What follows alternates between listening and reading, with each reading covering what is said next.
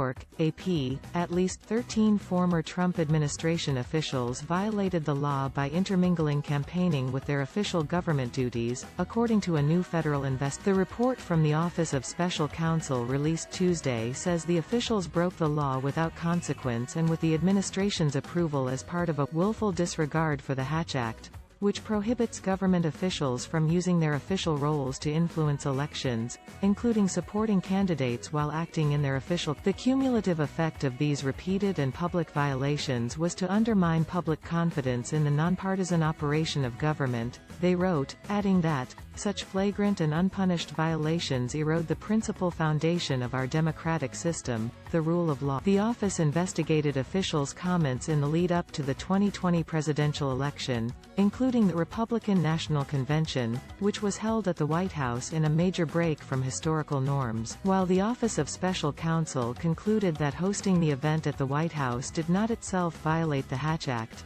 it found plenty of other instances where Trump officials did, mostly by promoting the former president's re-election in media interviews in which they appeared in their. Among the officials cited are former White House Chief of Staff Mark Meadows, Jared Kushner, who served as senior advisor to the president, former White House Press Secretary Kayleigh McEnany, Kellyanne Conway, then counselor to the president, Stephen Miller, who served as Trump's senior policy advisor, and Robert O'Brien, the former national security advisor.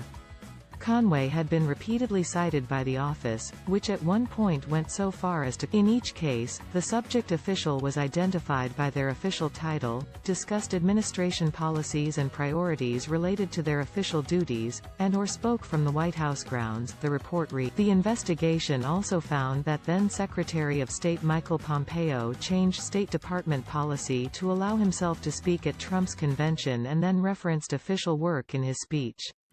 And it found then Acting Secretary of Homeland Security Chad Wolf violated the Hatch Act by presiding over a naturalization ceremony that was orchestrated for both reflect the Trump administration's willingness to manipulate government business for partisan political ends, the report reads, adding that, the administration's willful disregard for the law was especially pernicious considering the timing of when many of these violations. The report notes the office repeatedly warned Trump White House officials about their violations, but that the former president who is responsible for enforcing the law for high-ranking officials never bothered to do that. Given the limited power the office has to enforce violations, the report suggested potential changes to the law, including a statutory amendment that would allow it to fine Senate-confirmed presidential appointees and commissioned officers, as well as greater investigative power.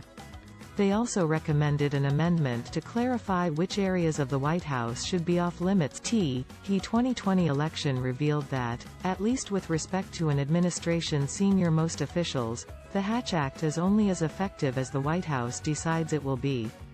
Where, as happened here, the White House chooses to ignore the Hatch Act's requirements, then the American public is left with no protection against senior administration officials using their official authority for partisan political gain in violation of the Citizens for Responsibility and Ethics in Washington, CREW, a nonprofit watchdog group, said the report underscored the need for better enforcement. This report confirms that there was nothing less than a systematic co-opting of the powers of the federal government to keep Donald Trump in office, said Noah Bookbinder, president of the group.